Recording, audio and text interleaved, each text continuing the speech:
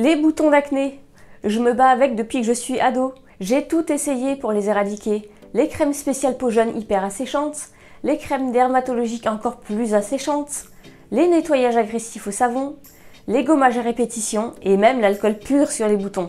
Tout ça pour avoir la peau irritée, réactive et avec encore plus de boutons. Un vrai cercle vicieux. Comment faire pour s'en débarrasser alors? J'ai fait pas mal de recherches sur le sujet. C'est un peu ce qui m'a donné envie de me lancer dans les cosmétiques d'ailleurs. Et oui, plus on décape sa peau et plus elle va produire de sébum pour se défendre. Et vous aurez encore plus de boutons en réaction.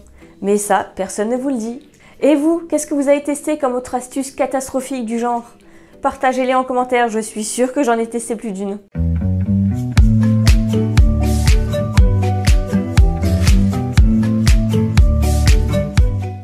Bonjour à tous, je m'appelle Laetitia et je suis chimiste en formulation cosmétique. Aujourd'hui, je vais vous partager le secret de ma crème anti-boutons d'acné. Pour rééquilibrer une peau mixte à grasse, il faut de la douceur. Ne surtout pas la graisser avec des ingrédients agressifs. La nettoyer avec des produits doux et l'hydrater avec une crème légère formulée avec des huiles séborégulatrices et au toucher sec. Nous allons aujourd'hui formuler une crème pour les peaux mixtes à grasse pour les ados ou pas. Si ça peut vous consoler, les peaux grasses auront moins de rides avec l'âge. Cette crème convient aussi bien aux hommes qu'aux femmes. Alors, pour formuler ma crème, je vais avoir besoin d'eau déminéralisée, d'huile de pépins de raisin, d'huile de noisette, d'hydrolat de santal, d'hydrolat de titri, d'hydrolat d'amamélis, de glycérine, d'un parfum naturel de fraise, d'un colorant rouge grenadine, d'un conservateur, ici le Cosguard de chez Aromazone, de l'huile essentielle de titri, de la gomme xanthane, et bien sûr d'un émulsifiant, ici la cire émulsifiante numéro 3 de chez Aromazone. Je vais également avoir besoin d'un bain-marie pour faire fondre mes ingrédients, d'un petit bol en inox, d'une éprouvette graduée, de petits béchers, un fouet, des spatules, des pipettes Pasteur, du papier pH pour vérifier le pH de ma crème une fois finie et d'une balance de précision. Comme toujours, je commence par désinfecter tout mon matériel avec un spray à l'alcool. Je commence par prélever l'eau déminéralisée.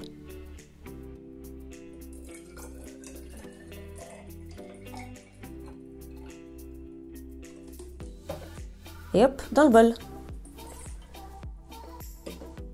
Je continue avec mon huile de noisette.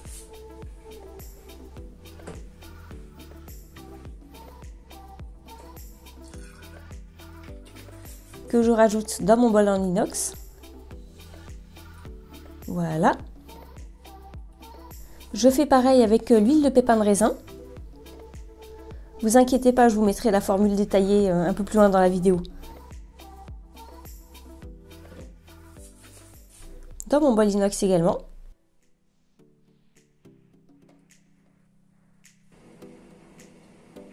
Je rajoute également la glycérine.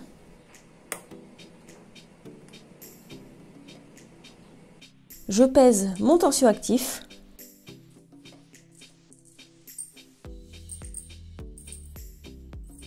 Et voilà. Ainsi que la gomme xanthane. En gros, tout ce qui craint pas la chaleur que je peux faire chauffer. Dans mon bol en inox, au bain-marie et c'est parti. Plus qu'à chauffer. Je mélange pour faire fondre mon tensioactif. Vous voyez, ils font quand même assez vite, hein, ça c'est plutôt pratique. Voilà. Je vérifie que tout soit bien fondu, qu'il n'y ait plus de petits morceaux. Et je continue à mélanger à froid pour que mon émulsion prenne bien.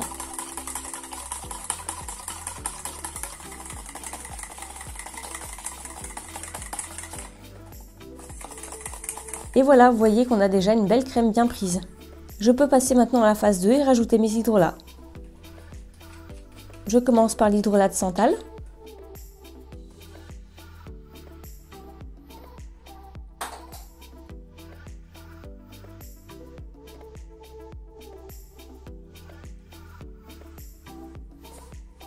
Je continue avec mon hydrolat d'amamélis.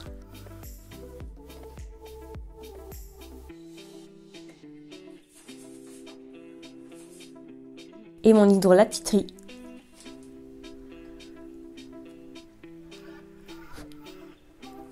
Et je remélange.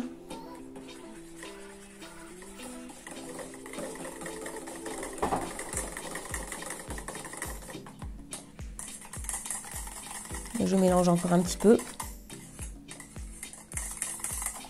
Et vous voyez, on a vraiment une belle texture de crème, bien légère. Je rajoute maintenant mon parfum de fraise. C'est pas obligatoire, c'est pour donner un petit parfum plus sympa à la crème.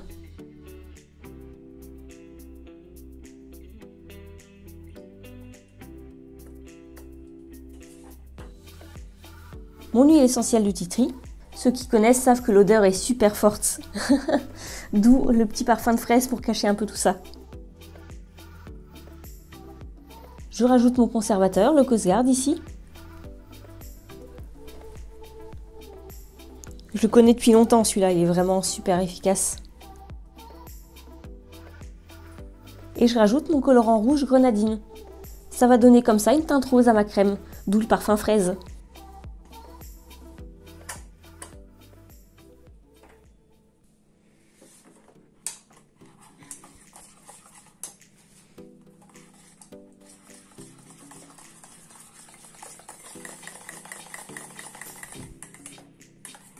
Et voilà, ma crème est finie.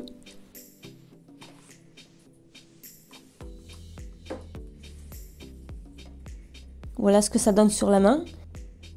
Elle s'étale vraiment très bien. On a une crème très légère, sans fini collant. C'est idéal pour les peaux mixtes à grasse. Et surtout qui va lutter contre l'apparition des boutons d'acné grâce à l'activité de l'huile essentielle de titri. Il n'y a plus qu'à vérifier le pH. Dans cette crème, mon pH doit être autour de 6. Si le pH est trop bas, en dessous de 5, mon tensioactif sera moins efficace et ma crème va avoir tendance à déphaser. Et si mon pH est supérieur à 6,5, c'est mon conservateur qui fera plus son travail. On regarde de plus près, on voit que mon pH est autour de 6, on est bon. Il n'y a plus qu'à remplir dans mon pot.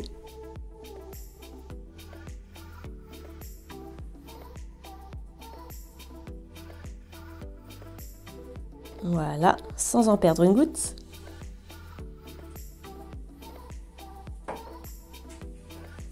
Et voilà pour le rendu final, on a une belle crème avec une teinte rose super sympa et un léger parfum de fraise très gourmand.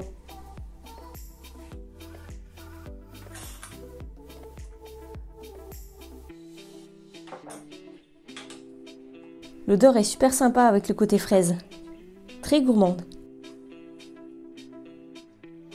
L'application est très agréable. On n'a vraiment pas ce côté collant désagréable.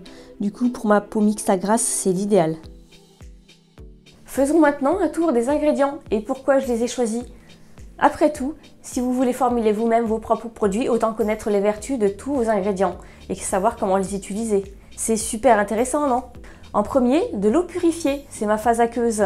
Je préfère utiliser de l'eau purifiée pour ne pas ajouter de calcaire dans ma crème, ce qui pourrait irriter les peaux les plus sensibles. Et en plus, je peux la chauffer pour faire fondre mon tensioactif sans problème. Ensuite, l'huile de noisette. C'est une huile au toucher sec et donc qui ne laisse pas de sensation de gras sur la peau. Elle est non comédogène et rééquilibre la production de sébum des peaux grasses. Elle est aussi protectrice, réparatrice et adoucissante grâce à sa composition riche en oméga 9. Ensuite, l'hydrolat de santal.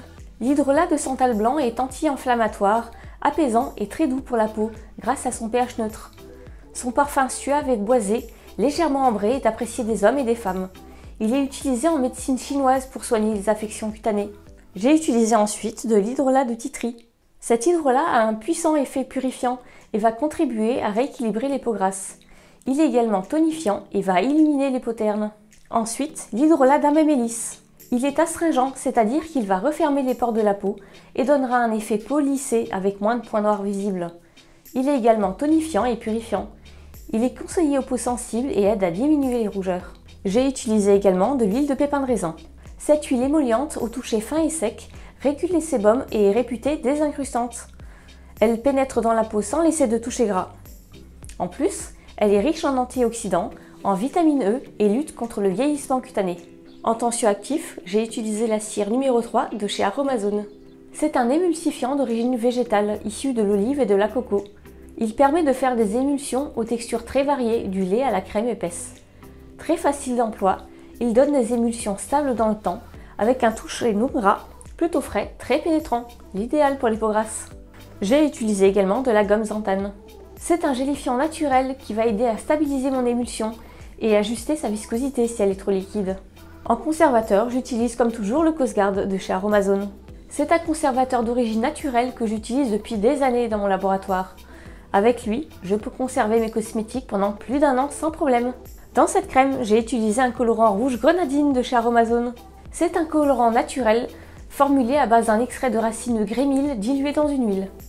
Il permet d'obtenir une belle couleur rouge à rose selon le dosage. Contrairement à l'oxyde rose, la couleur est très stable dans le temps et ma crème ne se décolore pas au bout de quelques semaines. Et puis ça lui donne un petit côté plus fun, après tout. C'est également une crème faite pour les ados. J'ai rajouté également un parfum fraise dans ma crème. C'est un parfum naturel de fraise sur base d'alcool que j'aime utiliser pour donner un côté gourmand à ma crème. C'est plus sympa que l'odeur du titri, hein. Et voilà, vous connaissez maintenant le secret de ma crème anti-boutons d'acné.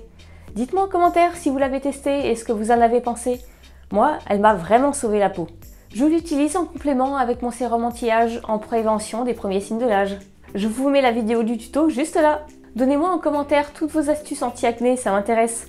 Celles qui fonctionnent, celles-ci, hein. Vous retrouverez comme toujours un article sur mon site cosmetolabo.fr qui résume cette vidéo ainsi que la formule à télécharger.